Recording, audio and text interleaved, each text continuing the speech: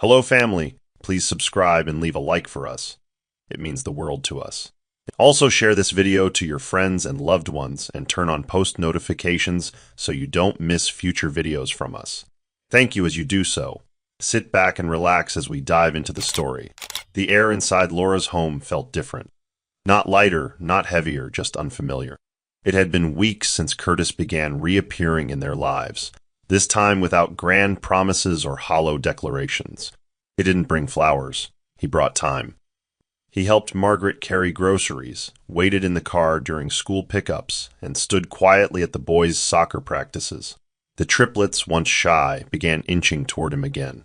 It started with timid waves, then shy questions. One evening, Caleb softly asked, "Can I call you Dad now?"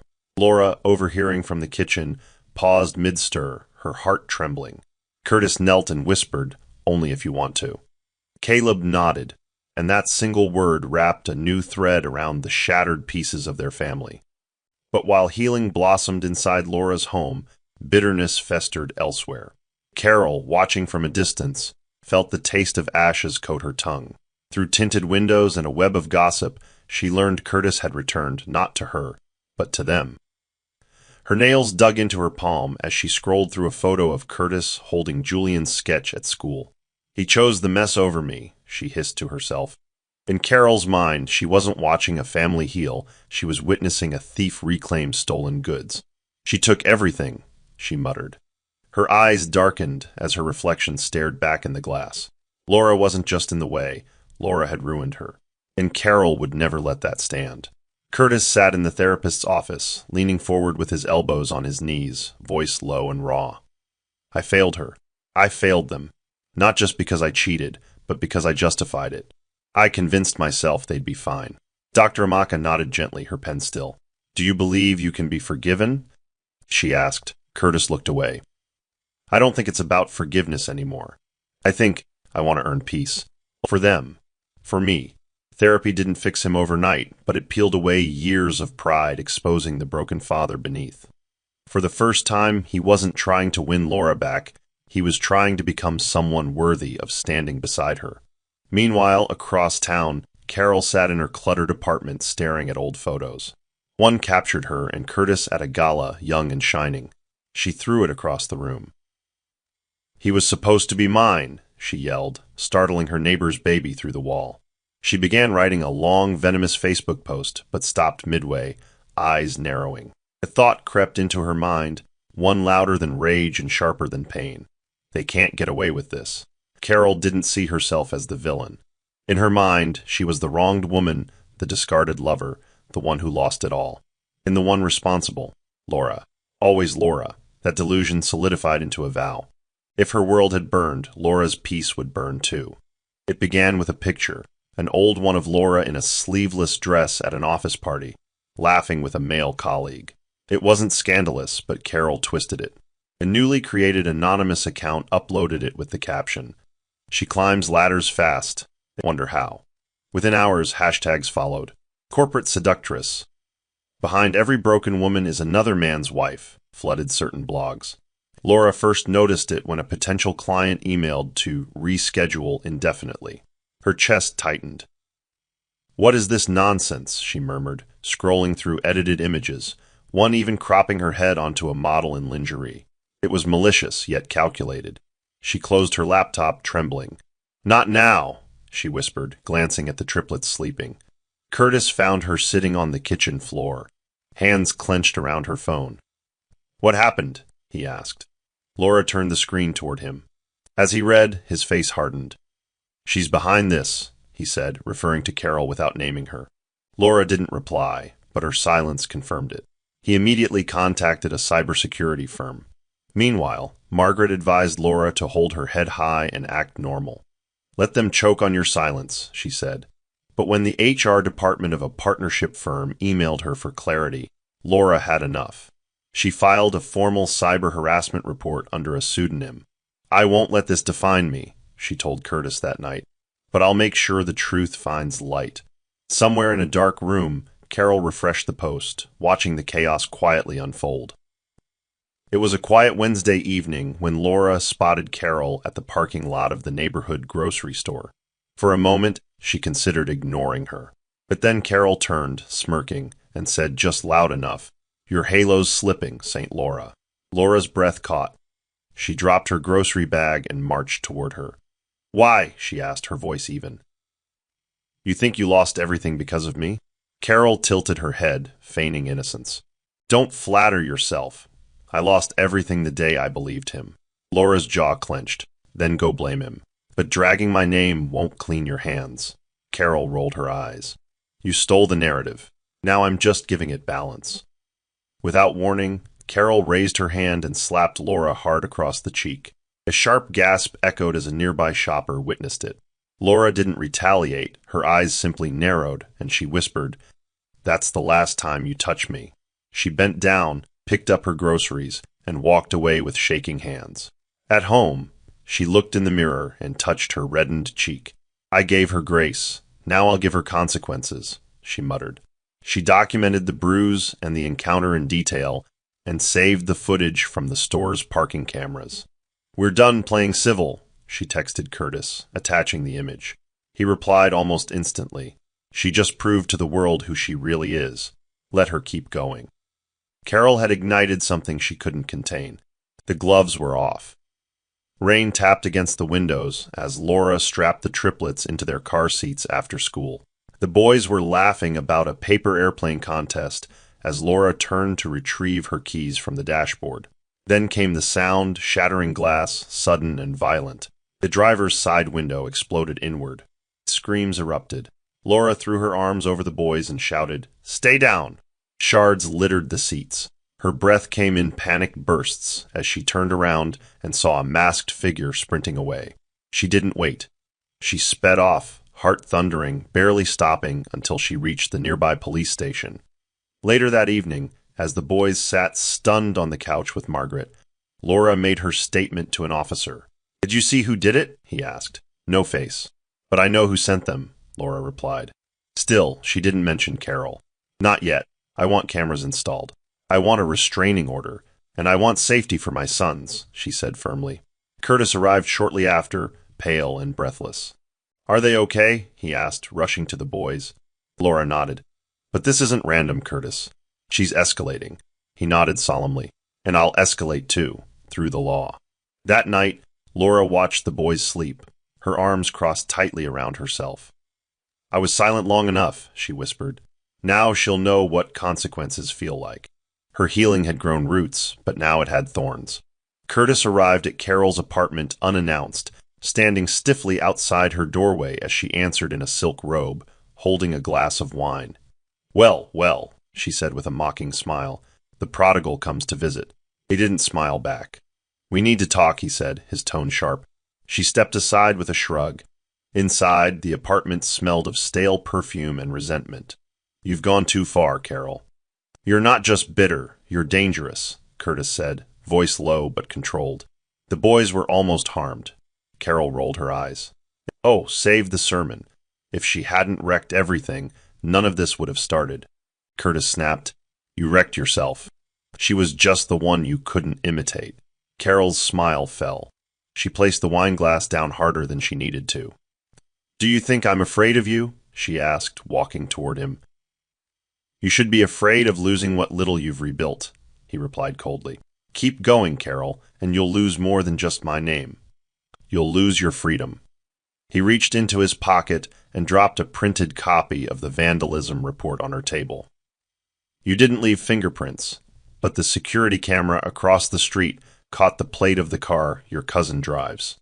Her lips parted in shock for a moment before twisting into a grin. "So you came to threaten me." He moved to the door. "No, I came to give you your last warning. Keep your distance. Or the next conversation we have will be across a courtroom." He left her standing there, fists clenched, her glass now trembling in her hand. He had drawn the line, and she knew it. 1 week later, Laura opened her door to two stern-faced individuals flashing badges. "Child Protective Services, ma'am. We received an anonymous report about potential neglect." Laura's pulse skipped. "What?" she asked, eyes flicking to where the boys were watching cartoons. "May we come in?" the woman asked. Laura nodded, heart hammering as they stepped inside. They walked through every room, opened cabinets, checked bedding, examined the fridge, and spoke briefly with the triplets. The woman noted everything in a small pad. "You run a very clean home," she said finally. The report claimed there were hygiene concerns and emotional instability. "But we see no basis for that," Laura exhaled slowly. "Can I ask who filed it?" The woman looked regretful. "It was submitted anonymously. But we've seen this before. Retaliatory reports happen more than they should." When they left, Laura sank into the dining chair and covered her face. Her hands trembled, not from fear, but fury. She knew Carol's handwriting, even when it was digital. That night, she spoke with Margaret and Rodney in her kitchen. "She tried to weaponize the system against me," Laura said. "And what if I hadn't cleaned that back room yet? What if they caught the boys mid-tantrum and used it against me?" Rodney frowned. "She's scraping the bottom now, and that makes her the most dangerous." Curtis arrived minutes later after Laura texted him the update. "No court will separate you from them," he promised. "But I'll make sure Carol's name surfaces in this, one way or another." Laura looked at the boys huddled on the couch. "This house is sacred," she whispered. "She crossed into it, and I won't let that go unanswered." Curtis met her gaze and nodded. "Then we move differently now. Quietly, but legally, and permanently." 3 days later, Margaret arrived at Laura's doorstep holding a handful of torn envelopes, her expression dark. "These were in your mailbox," she said. "No stamp, no return address." Laura took one and read the note inside. "I see how happy you pretend to be. It won't last. You stole a future that wasn't yours." Her hands trembled slightly. Curtis, who had been fixing the boys' school bags by the hallway, walked over and read over her shoulder. "It's her," he said. "Same phrasing she used the night she stormed out of the condo." Margaret nodded. "She's escalating again." Laura clutched the paper tighter. "We can't keep reacting. We need to anticipate." Curtis placed a hand on her shoulder. "Then it's time we stop playing defense." They installed high-definition security cameras at every entrance, even the backyard. Curtis updated the alarm system and added emergency contact features linked directly to his phone. Meanwhile, Laura kept the boys on a closer watch. No more solo trips to the front yard, no walking ahead in the grocery store. Rodney suggested installing a GPS app on their school tablets. Margaret began accompanying Laura to appointments and outings. "I'm not letting her find you alone," she said. Laura, tired but calm, nodded. "Let her watch. Let her feel the peace she couldn't break." Still, the weight of the looming threat pressed down like fog. Laura sat at her bedroom desk that night and opened a fresh page in her journal. "I've fought to be whole. She's fighting to stay broken. One of us will lose." And this time, she wasn't planning on it being her. The dim lounge buzzed with background chatter and clinking glasses, but one corner carried a bitterness sharp enough to curdle air. Carol, in a wine-colored dress too tight for her mood, leaned on the counter, swirling her fourth glass of red wine with a trembling hand. "She walks around like she's the Messiah," she slurred to a disinterested man beside her. "As if she didn't destroy everything I built." He nodded vaguely, more interested in his phone than her venom. She laughed bitterly and wiped under her eyes, smearing her mascara. "But when I'm done, she won't even know what hit her," Carol whispered, leaning closer to the man. "People think revenge is a movie plot, but some of us know it's the only way to survive." Her words were hushed, almost poetic in how deliberate they sounded. A waitress passing behind paused for a breath longer than normal. She glanced toward Carol's table, then continued walking, her eyes wide, her mind already racing. Later that evening, Carol stumbled into the restroom, talking to herself in the mirror. "She stole him, she humiliated me, and now she walks around like a queen." Her eyes narrowed. Not for long. Behind the restroom door, a stall door creaked open silently, revealing a woman with cautious eyes and a phone recording low audio. She was the same waitress from earlier. That night, after her shift, she sat in her small apartment, replaying the audio on a loop, goosebumps spreading along her arms. Something in Carol's voice didn't sound like empty threats. It sounded like a woman with nothing left to lose. She hesitated, then opened a new email on her phone. The subject line read, "Please read this. It's urgent." She attached the audio and typed in Laura Bennett's professional contact address. With trembling fingers, she hit send. Laura was sitting on the floor of the boys' playroom, helping Miles build a castle out of wooden blocks, when her phone buzzed. At first, she ignored it, but the sender's name, unfamiliar, caught her attention. From a concerned stranger, the subject read. Her stomach tightened. As the boys chattered in the background, she opened the email. The moment she hit play, Carol's voice spilled out, venomous and sharp. She thinks she's untouchable. When I'm done, she won't even see it coming. Laura froze. Her hands grew clammy. Mommy? Julian asked softly. She quickly turned off the audio. It's okay, sweetheart. Go wash up. I'll be right there. Once alone, Laura replayed the message. The timing, the tone, the precision. It was not a drunken rant. It was a declaration. She forwarded the message immediately to Curtis and Rodney. Within the hour, her phone lit up with Curtis's call. I just heard it, he said tightly. We need to take this seriously. Laura nodded, her voice low. She's planned something. I feel it. Rodney joined the next call, saying calmly, We'll get someone on this tonight.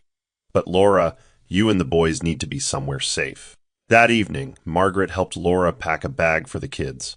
They relocated to a guest suite in Rodney's estate on the edge of the city. I didn't want to believe she'd stoop this low, Laura whispered while watching the boys sleep in the guest room. Margaret sat beside her. You've survived worse, child. You'll survive this too. But deep inside, Laura knew this wasn't just about survival anymore. It was about staying one step ahead of someone spiraling beyond reason. Carol sat across from a man in a dusty sedan parked near a quiet warehouse. Her fingers tapped against the dashboard rhythmically as she spoke in a tone as smooth as silk but deadly in its calm. She has no security. She's always predictable. Mornings are best. The man, mid-30s, eyes glassy with debt and desperation, nodded slowly. You sure about this? Carol didn't blink. Just make it clean. I don't want noise. I don't want questions. She leaves, I stay. Simple. She reached into her purse and slid a thick envelope across the console. He picked it up, flipped through the stack of notes, and whistled. This buys silence too, Carol smiled faintly. It buys freedom, yours and mine. The deal was made. Carol reclined in her seat, imagining Laura's face gone from the picture, erased like she'd never mattered. Later that night, Carol stared at a vision board pinned in her room. It had magazine cutouts of luxury vacations, a photo of Curtis from happier times, and a red X over Laura's printed headshot. You chose her, she whispered to the image of Curtis. But in the end, you'll beg for me. Her phone buzzed. It was the hitman confirming location and time. She'll be alone, he texted. Carol responded. Yes, her boys won't be home. Do not miss. She powered off the phone after, her hands shaking slightly. She sat in darkness, lit only by the glow of the streetlight bleeding through her curtains. A storm was building, but she didn't care. All she wanted now was silence, Laura's silence. What she didn't realize was that someone was already tracing the trail she thought she'd buried, and justice was moving faster than she was. Laura hadn't slept well in days. She couldn't quite explain it, but something felt wrong, too quiet, too still. Even when the boys were playing loudly, or Curtis read to them with warmth in his voice, Laura's chest carried a quiet tension she couldn't shake. That night, after tucking the triplets into bed, she stood by their bedroom doorway and whispered a silent prayer. God, if anything is coming, help me sense it before it strikes. Curtis noticed her lingering in the hallway and gently touched her shoulder. What's on your mind? He asked softly. She hesitated, then said, I don't know, but I need to take the boys away for a few days. Somewhere quiet. She didn't say it out loud, but she feared the quiet before a storm. The next morning, she packed lightly and drove to Margaret's countryside home with the boys. Just a small break, she told Curtis, but her eyes told him more. He didn't question her. Instead, he kissed her hand and said, Call me when you're safe. Her heart warmed slightly, but the knot in her stomach remained. While at Margaret's, Laura barely slept. She lay in the guest room, often just watching the moonlight crawl across the wall, listening for sounds that didn't belong. On the second night, she heard a car backfire far off in the distance and jumped up in a panic. Margaret sat with her over steaming mugs of ginger tea, saying softly, You've come too far, Laura. Don't let fear undo you. But Laura shook her head. This isn't fear, Margaret. This is instinct. Meanwhile, Curtis stayed home, keeping the house monitored. Cameras had been installed, but he kept checking them manually anyway. When he heard a car drive slowly past the house and then reverse, he took a deep breath, stepped outside, and simply stood on the porch. The car sped off. "She's watching," he whispered. He didn't need to guess who. That night, he dialed a contact in the police department. "Something is building," he said. "We need to be ready." His voice was calm, but his eyes told the weight of what they had endured. The officer responded, "We'll increase surveillance. If she makes a move, we'll be there." Carol sat behind the wheel of a silver sedan, parked 2 blocks away from Laura's house. She wore large black sunglasses and a headscarf, tapping her manicured nails rhythmically against the steering wheel. In her glove compartment sat a burner phone. Her lips curled into a tight smile. "Soon," she whispered. From time to time, she glanced at the camera footage sent to her by the man she had paid, the one she promised full payment after the job was done. "Make it quick," she had instructed him. "No noise, no trail." But she didn't know Laura wasn't home. She didn't know Margaret's property had no visible access from the front, and that Laura's intuition had shifted fate. Curtis had positioned plainclothes officers in nearby houses. Their car engines were cold, but their eyes were sharp. And when Carol made the call that would trigger the man to move, a plain black van pulled up beside her. Carol's eyes widened as she saw the van doors open. Armed officers approached her vehicle from both sides. "Ma'am, step out of the vehicle now." Confused and panicked, she reached for her phone. "Do not touch the phone," one officer barked. But it was too late. The call log was already visible. The contact name, Courier. The officer retrieved it swiftly. Just then, another familiar figure stepped into view, Curtis. He stared at her with quiet disappointment. "You were really going to go through with it." Carol's lips trembled, but she forced a smug smile. "You'll regret this. She deserves it. Everything she took from me." She spat. Curtis cut her off. "No one took anything from you, Carol. You destroyed yourself." As the officers read her rights, Carol screamed Laura's name repeatedly. "She did this. She's the reason. Tell them, Curtis. Tell them." But Curtis said nothing more. Instead, he stepped back as she was cuffed and led into the van. In that silence, a chapter of madness ended, but the consequences were just beginning. The police station was tense as Carol was brought in, still yelling. Her voice echoed down the tiled hallway as she kicked at the air. "You think this is the end? I'll get out. She'll never live in peace." Officers ignored her rambling, documenting her possessions, removing the burner phone, her handbag, and the printed images she had kept, photos of Laura, the boys, even Margaret's home. The paper trail was damning. An officer handed Curtis a copy of the sworn statement from the waitress who had tipped them off. Her words were clear. She said she wanted the woman gone. She even joked about not needing a funeral.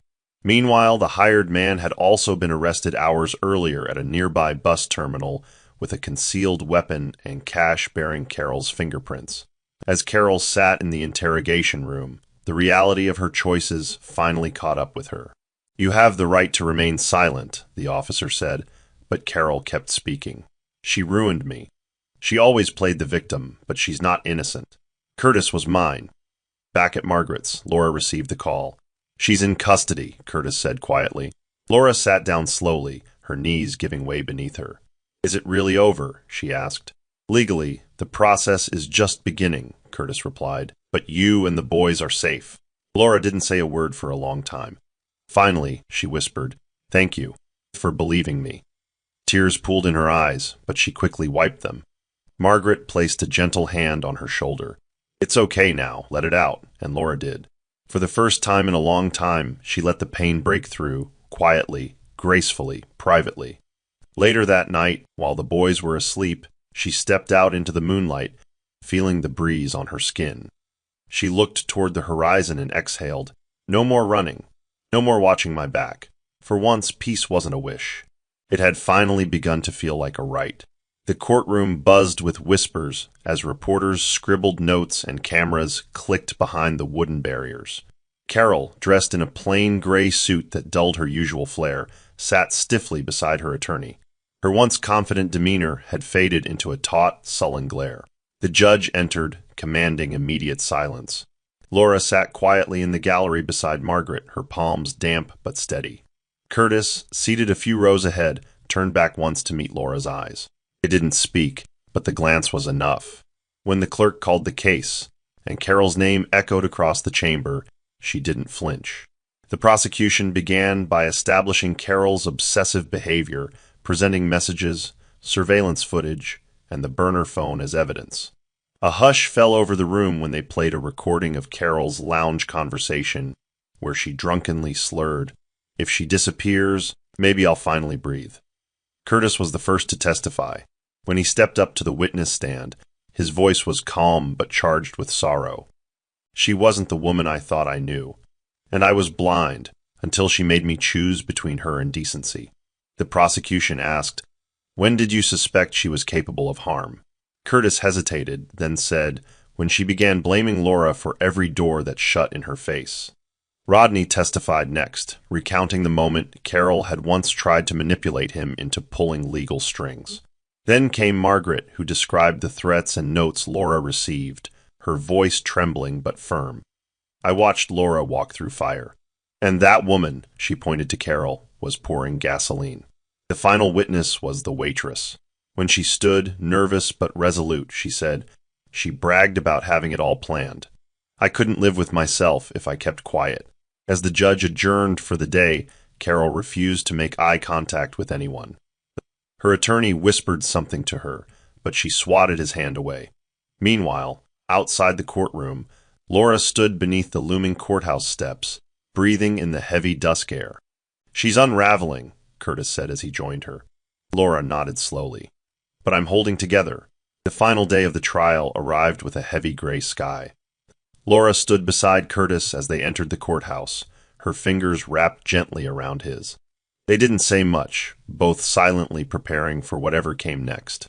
Inside, Carol looked thinner, her eyes hollow from sleepless nights and denial. The prosecutor made a concise but scathing closing argument. This was not a crime of passion.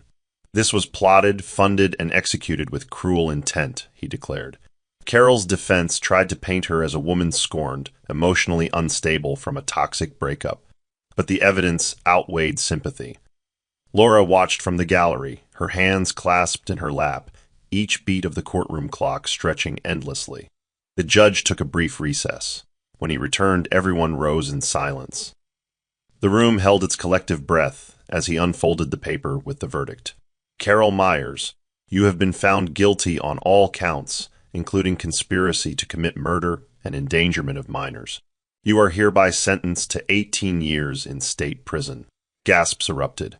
Carol's legs gave out and she collapsed onto her chair, her face drained of color. A court officer caught her before she slid to the floor. "This isn't justice," she screamed. "You're letting her win. She took everything." But no one answered. Her attorney whispered for her to remain calm, but Carol broke into sobs, clutching the edge of the table like it was the only anchor left in her world. Laura sat frozen, her eyes wide. She hadn't imagined it would feel like this, so final, so silent. Curtis placed a firm hand on her shoulder. "It's done," he said softly. "You're safe now." Outside, the press swarmed the steps, but Laura declined interviews. As she walked to the car with Curtis beside her, she looked up at the sky, which had finally begun to clear. "I thought I'd feel free," she murmured. "But all I feel is hollow," Curtis nodded. "Sometimes freedom doesn't come with a shout. Sometimes it comes with quiet." For the first time in years, Laura allowed herself to truly cry, not in fear or frustration, but in release. She sat on the living room floor beside Margaret, clutching a throw pillow, her tears soaking into the fabric. "It's finally over," she whispered. "She can't reach us anymore." Margaret nodded, brushing Laura's hair gently back. "Let it all out, dear. Let every last tear fall. You earned this peace." The boys had been shielded from the trial's details, but even they sensed the shift in the house, the way doors no longer slammed shut in fear, the way laughter returned slowly to the corners of the home. Curtis entered the room, silent at first, then knelt beside Laura. He didn't speak. He simply held her hand, grounding her in the moment. "Thank you," she said after a while, "for standing through the storm." Curtis looked at her, eyes glassy. "It was always going to be you, no matter how long it took for me to see it." Later that night, after the boys had fallen asleep, Laura stood at the kitchen sink, staring at the cup in her hand. Curtis joined her, wrapping his arms around her waist from behind. "How are you really?" he asked. "Still trying to believe it's over," she replied. "I keep thinking she'll find another way." Curtis turned her gently to face him. "She won't," he said firmly. "You're not looking over your shoulder anymore. You're looking ahead." Laura's eyes filled again, but this time the tears didn't fall. "I want to feel whole again," she whispered. Curtis pulled her close. "Then let me help you heal, slowly, gently, no pressure." She rested her head on his chest and said, "We'll build from here, but I'm still going to need time." He nodded. "Take all you need. I'll be here." And in the soft hum of the refrigerator, the ticking of the kitchen clock, and the warmth of his embrace, Laura finally felt what she hadn't in years: safe. The house had grown quieter, not from absence, but from peace finally taking root. Morning routines were no longer frantic or tension-filled. Laura found herself folding the boys' clothes with a gentleness that surprised her. The fear that had clung to her bones was gradually loosening. Margaret dropped by one afternoon with pastries, and as they sat under the mango tree in the backyard, she smiled at Laura's soft laughter as Julian ran up to show her a drawing. "You're lighter," Margaret said, sipping her tea. Laura nodded. "I didn't realize how much weight I carried until it started falling off." Inside, Curtis was on a Zoom call, managing a project remotely. He glanced up as Laura passed behind him and smiled. Their interactions had become warm but respectful, each careful not to crowd the other. At night, Curtis sometimes slept in the guest room, not because Laura asked, but because he understood she still needed space. They took small steps, long walks, shared breakfasts, sitting beside each other during the boys' movie nights. Laura didn't rush to label what they were rebuilding. When Curtis once reached for her hand and she hesitated, he gently pulled back. "We'll go at your pace," he said simply. The boys, however, had stopped asking questions. They simply accepted the peace, soaking it in like sunlight. Caleb built Lego towers and called for Curtis to help build the roof, while Miles snuggled into Laura's lap with books. "You know," Laura murmured one evening while watching the boys asleep, "peace is loud in its own way." Curtis, standing near the window, replied, "It's the kind of loud I want to live with." Laura turned to him and smiled faintly. "Just don't mistake quiet for absence," he nodded. "Never again." The foundation wasn't perfect, but it was theirs. And this time it was being laid brick by brick, without shortcuts, without denial. They were not trying to return to what was lost. They were learning how to grow something new from the ruins. It wasn't planned. It wasn't orchestrated with fanfare or candles. It happened on a regular Saturday morning, after Julian had spilled cereal on the rug, and Miles was crying because his blue sock had gone missing. Laura was tying her robe tighter around her waist, muttering, "I swear these boys run on chaos," when she walked into the living room to find Curtis kneeling, not in a grand gesture, but on one knee holding a small wooden box, expression unreadable. "Before you say anything," he began, "this isn't pressure. It's not even a question you have to answer now." Laura froze, hands still damp from the kitchen sink. The boys stared in silence, even Caleb, who usually couldn't keep still. Curtis opened the box to reveal a delicate ring, not flashy, just quietly beautiful. "I'm not asking to repeat what we did. I'm asking to honor what we've become. If you'll allow me to be yours again." "I'll never ask twice."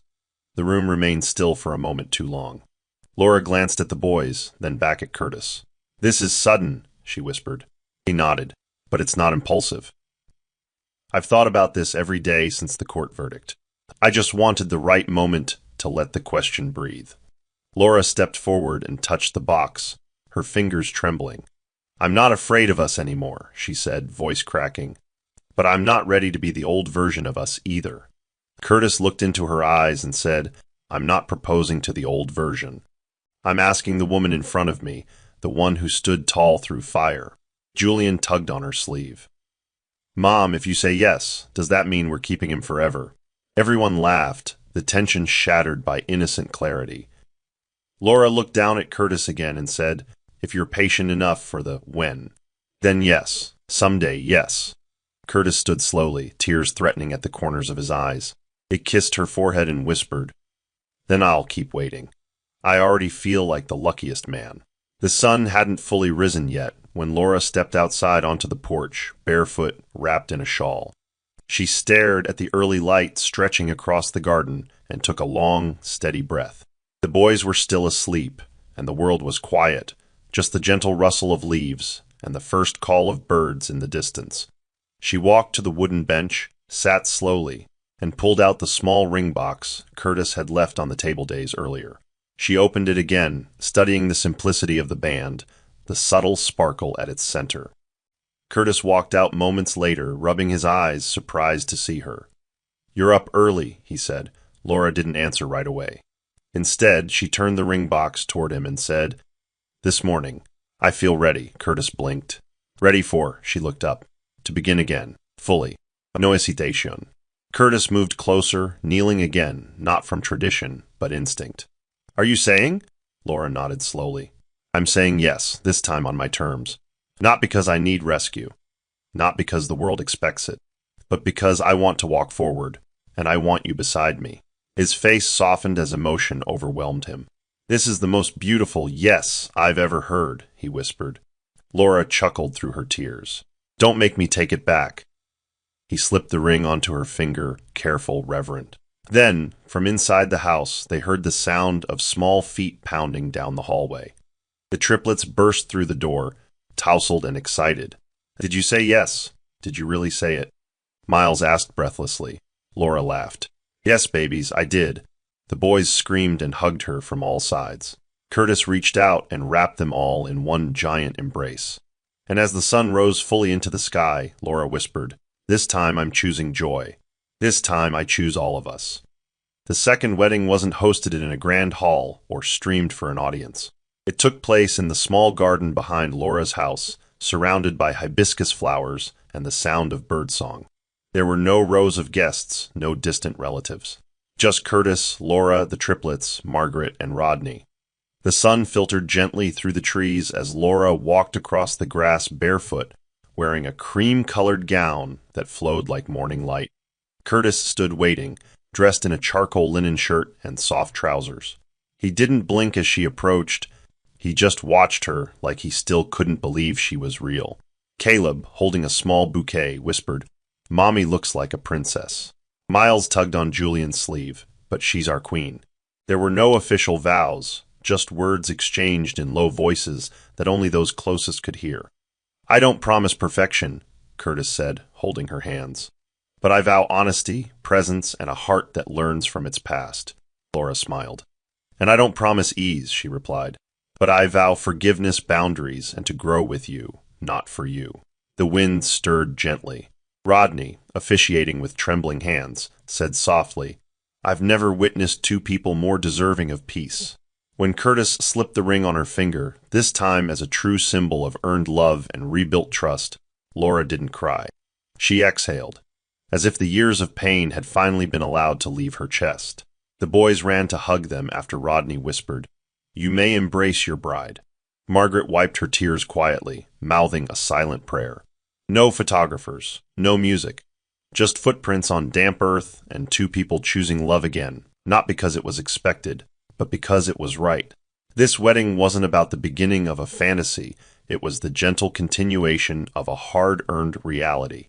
A few days after the ceremony, Curtis stood in the hallway of their home, staring at a newly framed photograph. It was a candid shot, Laura at the beach, laughing with wind in her hair, the triplets splashing in the background. He had taken it without her knowing, and now it hung on the wall beside the family coat hooks. Below it sat a wooden memory box. He reached down and opened it slowly. Inside were the letters he'd once written to the boys when he believed they might never know him as Dad. He ran his fingers over the first envelope labeled Julian, "When you feel misunderstood." Curtis's throat tightened. They no longer needed to be hidden. He would give them these letters when the time was right, as testaments of how deeply he had tried, even when he failed. Laura walked into the hallway, noticing him lost in thought. "That picture's perfect," she said, touching the edge of the frame. "You captured something real." Curtis turned to her, holding one of the letters. "I never thought I'd live long enough to give these out loud." She took the envelope and read the name. "Julian's going to keep this forever," she murmured. Maybe even read it to his children. Curtis looked at her with reverence.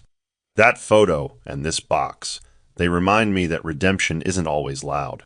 Sometimes it's framed and quiet, hanging right beside the messes you clean up." Laura leaned her head against his shoulder. "And sometimes healing means you stop hiding the proof that you cared, even when you were broken." That hallway, with its light walls and now filled frames, no longer felt like a passage. It had become a sanctuary, a place where pieces of their old selves were acknowledged, and where new promises, unspoken but lived, could take root. Laura sat on the couch across from her therapist, legs tucked beneath her as she exhaled slowly.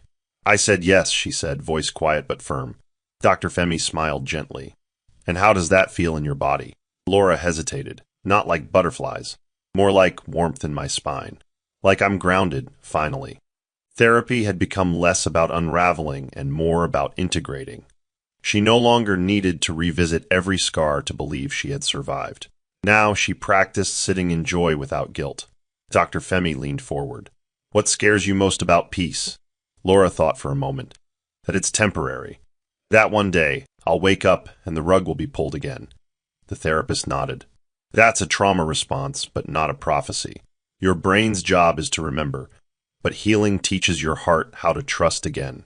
Laura looked out the window. "I think I'm getting there." Slowly. That night, Curtis slept in the same bed as Laura, not because it was expected, but because she invited him. "No need to talk," she whispered as she pulled back the covers. "Just be here." He didn't ask questions. He didn't reach for her. He simply lay beside her and held her hand under the sheets. For the first time in years, Curtis didn't wake up at 3 a.m. with a pounding heart. Laura didn't flinch at dreams. Their breaths matched, slow and synchronized. When dawn arrived, Laura whispered, "I used to think healing meant forgetting the pain. But I realize now. It means learning how to carry it differently." Curtis turned to her and pressed a kiss to her knuckles. "And I'll carry what I can when you can't." She nodded, eyes misty. "But we'll never carry alone again." They had stopped trying to be perfect. Now, they were simply present. And in that presence, healing no longer felt like a destination, it became the way they moved forward. The prison envelope arrived without warning, no return name, just the correctional facility printed in small block letters. Margaret was the one who picked it up from the gate and paused for a long moment before handing it over to Curtis in silence. He turned it in his hands once, twice, then looked at Laura where she stood by the dining table, arranging plates for lunch. "It's from her," he said quietly. Laura didn't even glance at the envelope. "I don't need to read it," she said, steady. Her words were always weapons. "Even now, I won't hand her the knife." Curtis hesitated, the weight of the past humming beneath the paper. He walked over to the wastebasket, paused, and instead slid the envelope into a drawer, not to revisit later, but to remove it from sight without adding fuel to old wounds. Later that evening, another letter arrived, this time too. One addressed to each of the boys. Curtis didn't need to open them to know they were also from Carol. This time, he didn't even show them to Laura. He placed them back in their envelopes, resealed the flaps with tape, and wrote "Return to Sender" on the front in his own handwriting. When he brought them to the post office, the attendant glanced at the prison stamp and gave him a long look. "Some people never learn," the man murmured. Curtis replied calmly, "Some people don't want to." That night, he and Laura sat on the porch, the stars overhead. "You sure you didn't want to read it?" he asked once more. Laura sipped her tea. "Peace has no room for ghosts," she said. And that part of my story ended the moment justice began. The silence that followed wasn't empty. It was full of the life they were choosing, quiet, whole, and untouched by the reach of a woman who'd already taken too much. 12 months passed like the changing of seasons. The chaos, the courtrooms, the pain, it all began to dissolve into memory, leaving behind days filled with ordinary joys. On a soft Friday afternoon, Julian came home clutching a paper certificate, face lit up with pride. "I got the Excellence in Science Award," he shouted, running into the house. Laura knelt to hug him tightly, Curtis clapping from the background. "You earned that," she whispered into Julian's ear. Caleb soon barged in with his own surprise, a short story titled "The Man Who Learned to Say Sorry," stapled with careful hands. They picked it to be read at the school assembly, he announced, chest puffed out. Laura's eyes softened, recognizing the echoes of their journey tucked between his lines. Even Miles had a milestone. He rushed out into the garden, riding his small blue bike without training wheels for the first time, wobbling but free. "I'm doing it! Look, Mommy," he yelled, and Laura's laughter followed him like music. Inside the house, photos had begun to crowd the hallway, snapshots of beach days, school uniforms, family dinners. Each one a stitched moment in the quilt of their healing. One evening, Laura stood by the living room window, watching the boys play outside as the sun dipped below the rooftops. Curtis came to stand beside her. "We've come far," he said softly. She nodded. "And we've done it honestly. That's what makes it different." Margaret had settled into a peaceful rhythm, too, spending her mornings tending to her garden, her evenings reading stories to the boys when Laura needed quiet. Even Rodney, who used to carry his concern like armor, had begun smiling more easily when he visited. The house wasn't just full, it was alive. The air no longer felt heavy with what was lost. Instead, it hummed with what had been reclaimed. And in that simple passage of time, Laura realized that the truest form of justice wasn't the sentence handed down in court. It was joy that no one could take back. They didn't tell anyone where they were going. No posts, no announcements. Just a note left on the fridge for Margaret and a packed suitcase for each of the boys. They landed at a quiet coastal resort tucked away between cliffs and palm trees. The sun glistened over turquoise water as Laura leaned into her seat, eyes closed, letting the breeze hit her face. Curtis, dressed in loose linen and sandals, held her hand and smiled. "No photographers, no neighbors. Just us," he said. The boys ran ahead, their giggles trailing like confetti across the sand. Julian started building a fort, Caleb chased birds, and Miles splashed into the shallows before Curtis could stop him. Laura burst out laughing. "Let him be," she said. "That water's washing off more than just sand." In the days that followed, time seemed to stretch. Curtis taught the boys how to fish, guiding their small hands as they cast lines into the water. At night, they roasted marshmallows by a small fire pit, Caleb proudly announcing ghost stories he'd memorized. Laura took long walks alone during early mornings, journal in hand, jotting thoughts that no longer bled with pain. One evening, as they lay on beach towels watching stars blink above, Julian said, "I want to live near the ocean someday." Laura pulled him closer. "Then you will." Curtis turned to her, his voice low. "Thank you for giving us this." She looked up at the sky. "We gave it to each other. That trip didn't erase the past, but it did something better. It rewrote what family looked like in their hearts. And for the first time in a long time, nobody was running from anything. They were simply arriving. The auditorium was full of parents murmuring over juice boxes and report cards, the end-of-term PTA meeting proceeding as usual, till one voice broke the rhythm. "Isn't that Laura Bennett? Wasn't she involved in that case with the woman? What was her name? Carol something." The name sliced through the room like glass. Heads turned subtly. Laura sat still, her eyes fixed on the speaker, a new parent unaware of the weight she'd just unleashed. A tight silence fell before another voice, Mrs. Eyes, an older teacher, interjected, "That chapter's closed." Laura nodded once, quietly echoing, "It is." She didn't rise, didn't flinch. Caleb, seated beside her, squeezed her hand beneath the table. After the meeting, outside by the car park, Curtis met her with his usual quiet presence. "You okay?" he asked, brushing her shoulder gently. "It's strange," she said softly, "how a name can still echo even after everything's done." Curtis didn't push, only stood beside her in silence. They watched as Julian led Miles and Caleb toward the car, their backpacks bouncing, chattering about snack day and comic books. "She can still be spoken of," Laura murmured, "but she no longer lives in me." Curtis turned and kissed her hand. "That's the difference." The comment hadn't unsettled her, it reminded her of how far she'd come. The weight of Carol's name no longer held authority over her identity. It was simply a name now, not a shadow.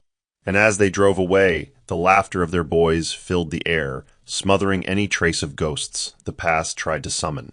Curtis sat in the study one Sunday morning. alone with a wooden box he'd kept tucked away for years.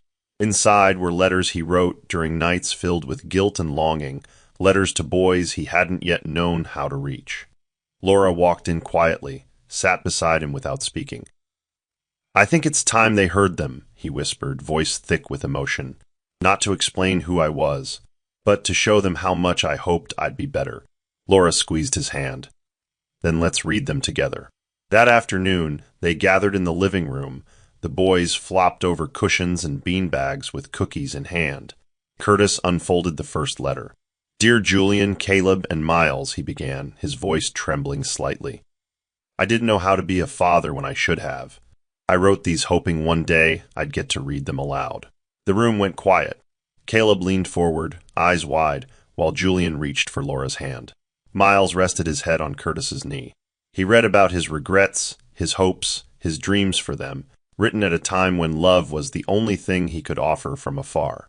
When he finished, silence stretched gently around them until Julian said, "You don't have to say sorry anymore, Dad. You're already here." Curtis blinked rapidly, holding back tears. Laura kissed the top of his hand.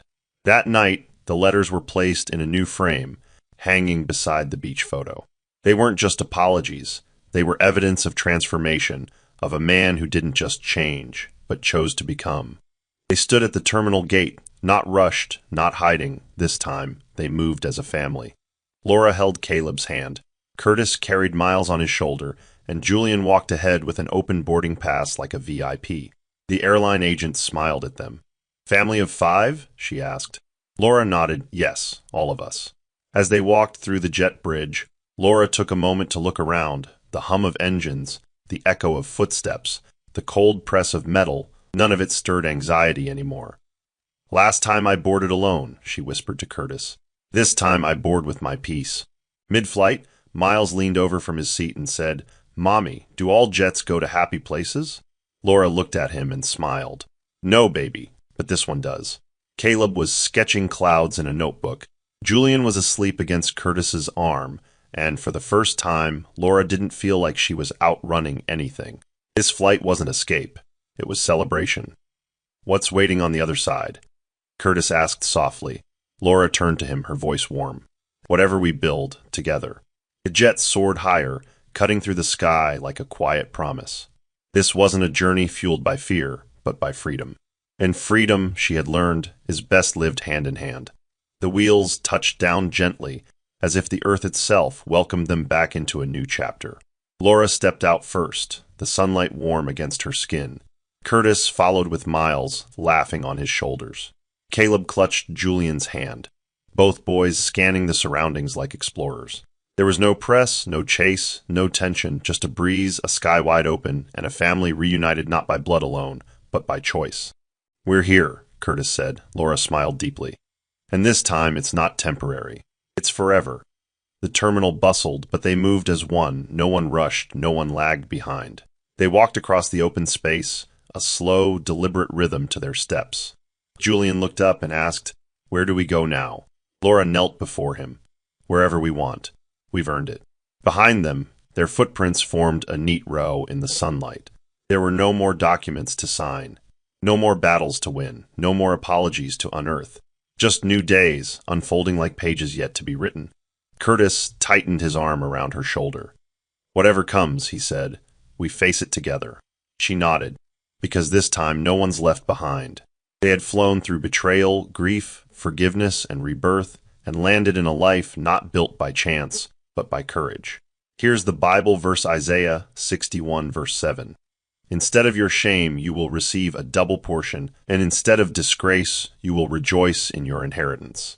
And so you will inherit a double portion in your land, and everlasting joy will be yours." Meaning and context. This verse beautifully reflects Laura's journey. Though she endured betrayal, shame, and loss, God restored her with peace, family, justice, and love. The double portion came not in riches, but in emotional wholeness and lasting joy, just as promised. Moral of the story: true healing begins when we stop fighting to prove our worth and start living in the truth of it. Justice may be delayed, but when it comes, it restores more than what was stolen. It reveals who we were always meant to be. Deeper insight. These final chapters show that while revenge burns quickly, grace and endurance burn steadily. Laura chose restoration over retaliation, even when provoked. Curtis proved that change isn't spoken, it's shown through action. And the boys, once symbols of conflict, became anchors of peace. Carol's downfall wasn't engineered by hatred, but by her own refusal to let go. In contrast, Laura's rise was quiet, slow, and unshakable because it was rooted in self-worth, forgiveness, and faith. That's the end of the story. What did you learn from this story? Drop your thoughts in the comments section. Leave a like and don't forget to subscribe and turn on post notification so that you'll be notified whenever we drop our next videos. Also, share this video to someone who might be interested. Thank you so much for watching.